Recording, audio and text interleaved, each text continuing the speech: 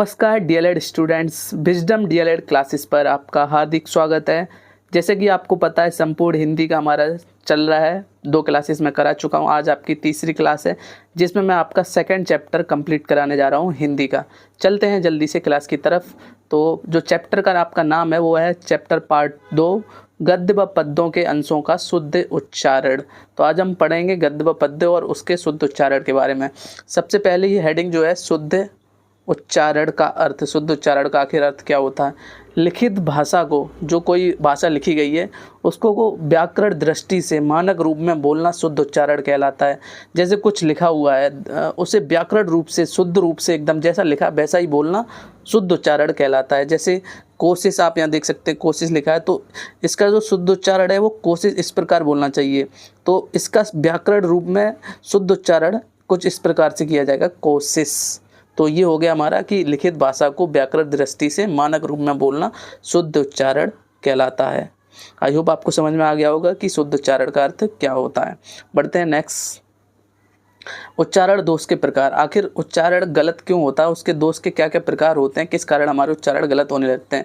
तो यहाँ पे कुछ मैंने प्रकार आपको बताए हैं, समझाए हैं। तो सबसे पहले पहला प्रकार पढ़ते हैं कि हम लोग ऋषि को लिखते ऋषि हैं लेकिन पढ़ते रा पढ़ते हैं। जैसे वृक्ष को वृक्ष रा पढ़ा, वृक्ष, ग्रह ग्रह रा ग्रह, ग्रह को ग्रह पढ़ते हैं। तो इस तरीके ऋषि का हम यूज़ तो करते हैं लेकिन इसकी जगह पढ़ते रहा है। तो ये पहला हम उच्चारण गलत उच्चारण करते हैं। दूसरा स्वरागम क्या है, एक मिनट। दूसरा है स्वरागम का दोष होता है। जैसे हम लोग क्या, स्टेशन होता है उसको पढ़ते क्या, स्टेशन, स्कूल, जबकि होता है स्कूल, स्टेशन, ये होता है, हम गलत तरीके से पढ़ते हैं। तो ये दूसरा दोष होता है। तीसरा ड़ा को ना का उच्चारण करते हैं। जैसे गुड़, गुण पढ़ते हैं हम, क्या पढ़ते हैं, गुड़ को गुण, गुण नहीं पढ़ना, ये तीसरा गलत उच्चारण करते हैं। चौथा सा को सा पढ़ते हैं, ये गलत करते हैं। ज़्यादातर छा से छतरियों को क्या पढ़ते हैं, छा से छाता, ये गलत है। छ और छा में अंतर है, आपको ये भी उच्चारण दोष के प्रकार होते हैं। गा को क्या, ये गया, ये वाला है, आधा गा है, गा को क्या बोलते हैं और ये गलत प्रोनाउंसिएशन हो जाता है। ये वाला सही है, ये आपका गलत हो जाता है। तो ये थे आपके उच्चारण दोष के प्रकार। ये आप एग्जाम में लिख सकते हैं, सेम टू सेम ये क्वेश्चन आ जाता है कि उच्चारण दोष के कौन कौन से प्रकार हैं। बढ़ते हैं नेक्स्ट की तरफ, जो कि उच्चारण दोष के कारण। अब उच्चारण गलत क्यों होता है, अभी तो हमने ये सोचा उच्चारण गलत के कितने प्रकार होते हैं, कैसे होता है। आप पढ़ेंगे कि आखिर गलत होता क्यों है। तो पहला इसका कारण हम दे सकते हैं भौगोलिक प्रभाव।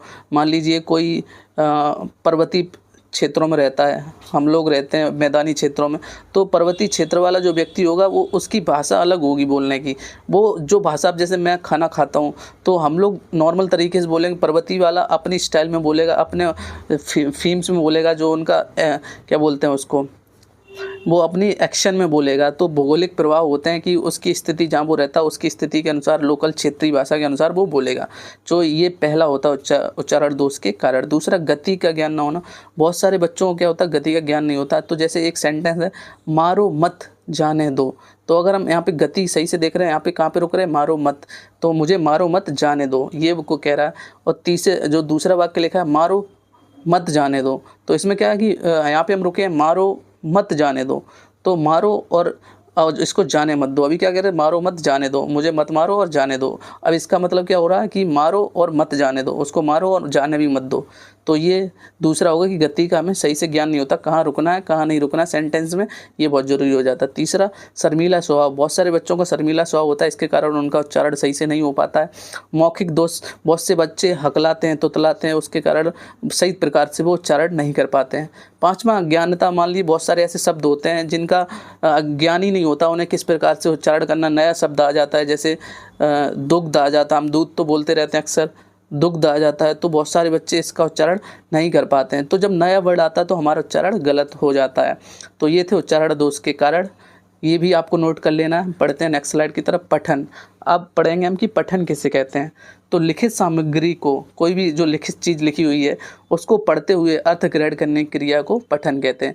अब कोई भी एक सेंटेंस लिखा हो, जैसे ये परिभाषा, ये इसको लिखी हुई है, हम इसको बोलकर इसका अर्थ ग्रहण कर रहे हैं, तो ये क्या है, पठन कहलाता है। बहुत ही सिंपल है। अब पठन शिक्षण की विधियां, हम आखिर किसी चीज़ को पढ़ेंगे कैसे, उसकी हिंदी में विधियां क्या क्या हैं।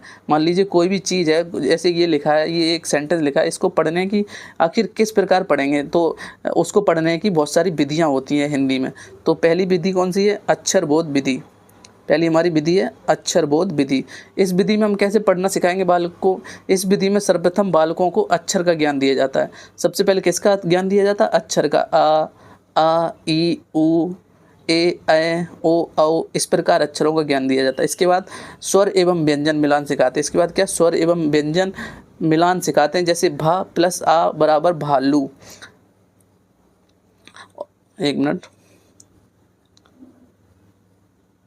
और फिर शब्दों को जोड़कर वाक्य सिखाते हैं। अभी तो हमने क्या, सबसे पहले हमने बच्चों को अक्षर सिखाए, उसके बाद स्वर और व्यंजन से मेल से शब्द बनाना सिखाया। जैसे भा प्लस आ बराबर भा, ला प्लस ऊ बराबर लू, और दोनों मिला दिए भा प्लस ला लू बराबर भालू। तो अब हम शब्द बनाना सीख गए। अब शब्दों को क्या करेंगे? फिर शब्दों को जोड़कर वाक्य बनाना सिखाते हैं। जैसे भालू काला है, तो इसको जोड़ेंगे भालू प्लस काला प्लस है, भालू काला है। तो इस प्रकार हम बच्चों को पठन सिखा देते हैं। पहले अक्षर, उसके बाद शब्द, फिर वाक्य।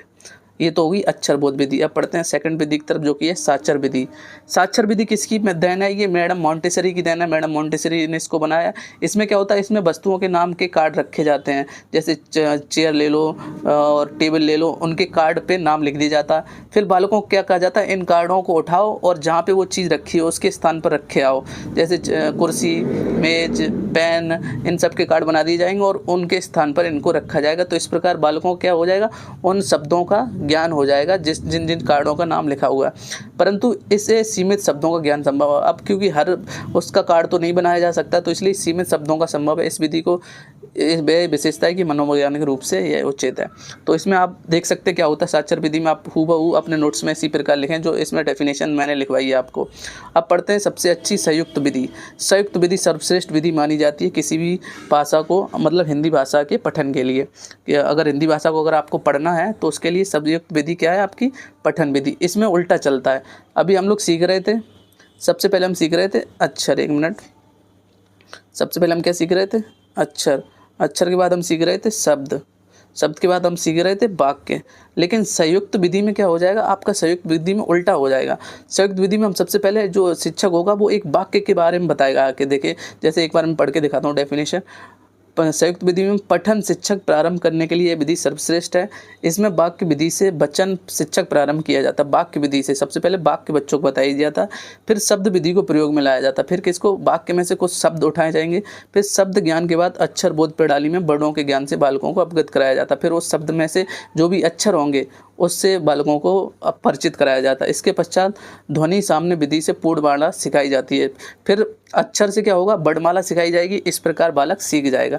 तो जैसे भालू काला है, एक सेंटेंस है, अभी मैं आपको दिखाता हूँ। एक मिनट। जैसे भालू काला है, एग्जाम्पल मैं दे रहा हूँ आपको, स्क्रीन पे बने रहे। भालू काला है, तो इसमें सबसे पहले ये एक सेंटेंस है। अब इस सेंटेंस में हम जब बच्चों को पढ़ाएंगे तो पूरा पढ़ाएंगे भालू काला है। फिर उसके बाद संयुक्त विधि की बात कर रहा हूँ। फिर इसमें हम क्या पढ़ेंगे? इस भालू को ले लेंगे, अब शब्द को ले लेंगे, शब्द के बाद इसमें अक्षर को ले लेंगे। अक्षर पहला कौन सा है? भा। दूसरा अक्षर कौन सा है? ला।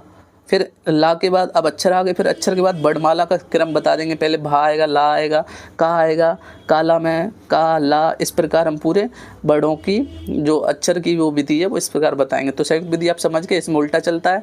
और आपकी जो अब अक्षर बोध विधि थी, इसमें सबसे पहले अक्षर, फिर वाक्य, फिर शब्द, फिर वाक्य।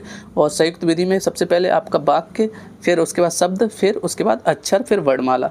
इस प्रकार चलते हैं। तो ये तीनों विधियाँ बहुत इंपॉर्टेंट। आप इन तीनों विधियों को अपने नोट्स में हूबहू रट लें एकदम।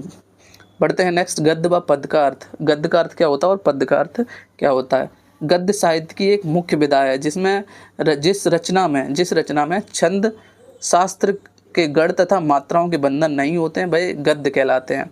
अब गद्य क्या होता है? जैसे हिंदी साहित्य को जो हमारा लिखा गया वो गद्य में लिखा गया है। अब जैसे कविता होती है तो वो पद्य होती हैं, उनमें क्या लय होती है, मात्राएं होती हैं, प्रयोग होती हैं, तो वो पद्य कहलाती हैं। लेकिन गद्य में क्या है? कोई मात्रा छंद का प्रयोग नहीं होता है।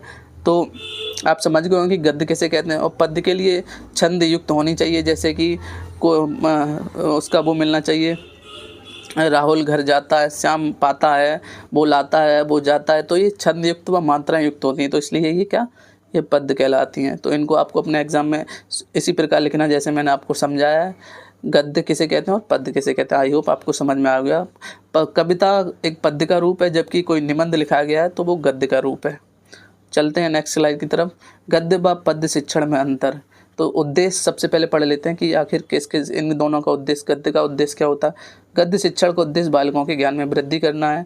पद्य शिक्षण का उद्देश्य बालकों में सौंदर्य एवं सराहनात्मक वृद्धि करना है।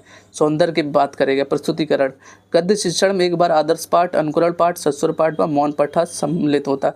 पद्य शिक्षण में 3 बार आदर्श पाठ, भावानुकूल स्वर में ताल लय के साथ सम्मिलित किया जाता है। पद्य शिक्षण में जैसे कविता सुना रहे हैं तो 3 बार हमें आदर्श पाठ करना पड़ेगा। फिर ताल का भी ख्याल रखना होगा, जैसे कि जैसे आप बचपन से एक पोयम पढ़ते आते हो, वो वाला, लाला जी ने केला खाया, केला खाकर मुंह पिचकाया। तो इसमें एक ताल लय चल रही है, तो ये पद्य का हिस्सा है।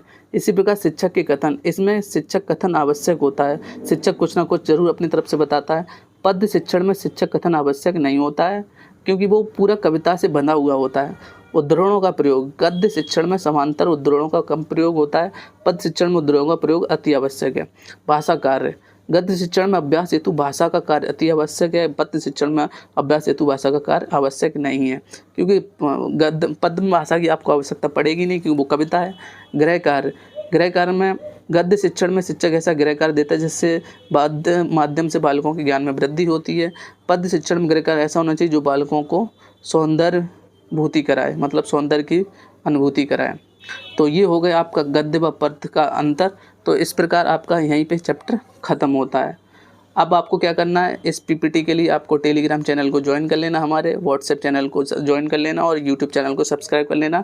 हर जगह आपको ये पीपीटी मिल जाएगी, टेलीग्राम पे भी डाल दूंगा, व्हाट्सएप चैनल पे भी डाल दूंगा, और यूट्यूब पे तो आपको इस क्लास को देख ही रहे हैं, तो यूट्यूब चैनल को सब्सक्राइब कर लें। तो ये हो गई आज आपकी तीसरी क्लास कंप्लीट।